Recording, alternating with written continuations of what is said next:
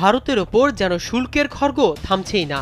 গেল আগস্টে ভারতীয় পণ্যের ওপর মার্কিন প্রেসিডেন্ট ডোনাল্ড ট্রাম্প 50% শুল্ক আরোপের পর এবার যুক্তরাষ্ট্রের প্রতিবেশী দেশ মেক্সিকো ভারতীয় পণ্যের ওপর 50% আরোপ করতে যাচ্ছে। এতে ভারতের অর্থনীতি ধসে পড়ার শঙ্কা তৈরি হয়েছে। বার্তা সংস্থা রয়টার্সের প্রতিবেদনে বলা হয়েছে, মেক্সিকোর এই শুল্ক 2026 সালের 1 জানুয়ারি থেকে কার্যকর হবে। চাওয়ালা মোদির একের পর এক ভুল পররাষ্ট্রনীতির কারণে এবার আরো বড় ক্ষতির সম্মুখীন হতে যাচ্ছে আমাদের প্রতিবেশী দেশ ভারত।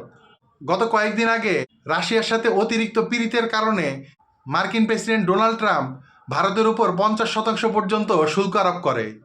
এরপর গতকালকে আমেরিকার আরেক প্রতিবেশী দেশ মেক্সিকো ঘোষণা দিল ভারতের উপরে 50% শুল্ক আরোপের। ভারতের বেশ কয়েকটি পণ্য যেমন খাদ্য এবং পোশাক, এই খাতগুলো মেক্সিকোতে প্রচুর পরিমাণ রপ্তানি করে বৈদেশিক মুদ্রা অর্জন করে ভারত। এবার 50% শুল্ক আরোপ করা হলো ভারতের এসব পণ্যের উপর। আমেরিকা এবং তার মিত্ররা একের পর এক ভারতের উপর যে নিষেধাজ্ঞা দিচ্ছে, ভারতের চতুর্থ বৃহত্তম এই অর্থনীতি কি মুখ থুবড়ে পড়বে নাকি মাথা তুলে দাঁড়াতে পারবে?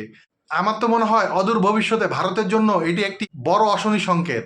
কারণ প্রত্যেকটা দেশ যদি ভারতের উপর এই হারে শুল্ক লাগাতে থাকে, তাহলে ভারতের রপ্তানি মুখ থুবড়ে পড়বে এবং চতুর্থ বৃহত্তম অর্থনীতির দেশ ভারত শেষ পর্যন্ত থালা নিয়ে রাস্তায় নামতে বাধ্য হবে।